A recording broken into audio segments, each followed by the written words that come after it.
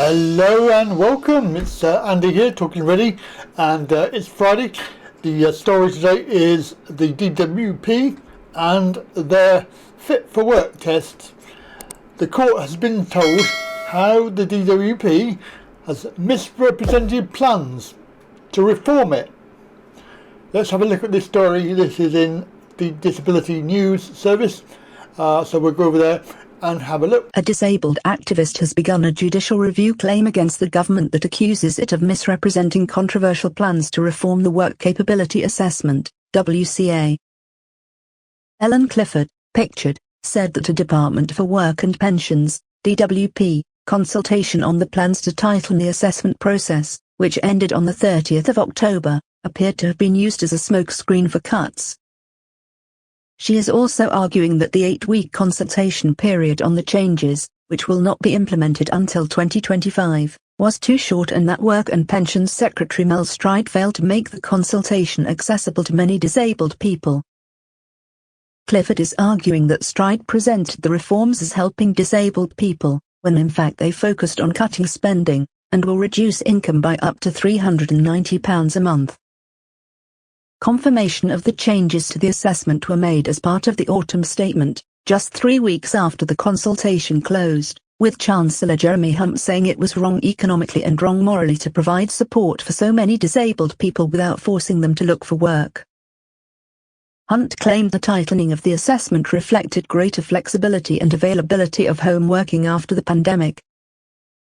The changes will cut DWP spending by an estimated £125 million in 2025 to 26, £500 million in 2026 to 27, £900 million in 2027 to 28, and £1.265 billion in 2028 to 29.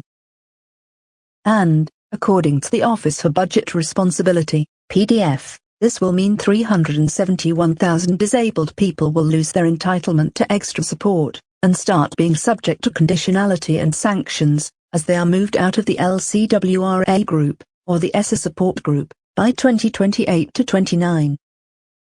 But the WCA reforms will increase employment by just 10,000 by 2028 to 29, the Office for Budget Responsibility estimates.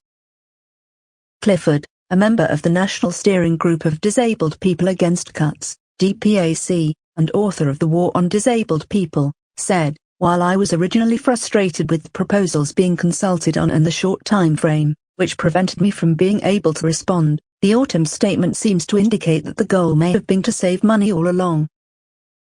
There is nothing in the proposed reforms that will actually help or support disabled people. And the consultation papers did not tell anyone that the DWP was looking to save money by bringing in the proposals."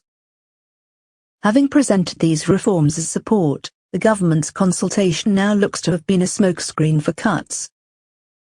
Deaf and disabled people will also face more sanctions and risk losing money if they fail to comply with new and often absurd conditions and requirements, which will be imposed on them as a direct result of these reforms.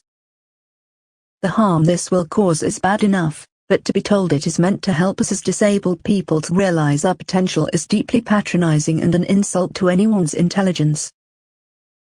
The legal action is backed by disabled people's organisations including Inclusion London, Disability Wales, Disability Rights UK, Inclusion Scotland, North West Forum of People with Disabilities, in Northern Ireland, Disability Action Northern Ireland, Dunny, and Black Triangle. Svetlana Kotova, Director of Campaigns and Justice at Inclusion London, said, "We were shocked and dismayed at the proposed reforms, and the consultation itself. We support this challenge as we believe disabled people should always be given a meaningful opportunity to have a say about reforms that will have a huge impact on our lives." Megan Thomas, Policy and Research Officer at Disability Wales, said, "Disability Wales is appalled at the short time frame to respond to the WCA proposals, and the very limited information given on changes which could cause massive harm to disabled people in Wales and across the UK." Bill Scott, Senior Policy Advisor at Inclusion Scotland, said, Inclusion Scotland were appalled at how little time we were given to consult on changes which could have such devastating consequences for disabled people. and Nuala Toman, Darni's head of policy, communications, information, and advocacy, said, "Disabled people in Northern Ireland have been overwhelmed by the tidal wave of consultations on cuts to provision which severely and disproportionately impact on our lives. It was impossible to properly engage and respond to the consultation under these circumstances." Aoife O'Reilly, from Solicitors Public Law Project, who is representing Clifford in the legal action, said, "If cost savings was the purpose of the reforms, it was unlawful for government not to have been upfront with that information as part of the consultation." These reforms were presented as a helpful support. The autumn statement even specifically mentioned the health benefits of work to explain why its focus was getting more long-term unemployed people into a job. But anxiety over losing financial support and fulfilling new requirements will not help anyone's health. Considering that the consultation period was also far too short for many disabled people to engage with it, it seems to us that the government's consultation was unfair and ultimately unlawful for a number of reasons. Hello, just a reminder that if you are worried about your data being sold or being used or abused, then there's a service that's called Incogni, and go to their website to find out more. And also, if you do sign up, then you will be helping me by allowing me to get a small commission, and also helping yourself to prevent yourself and your data and your information from being abused. So please do consider and have a look at the link below.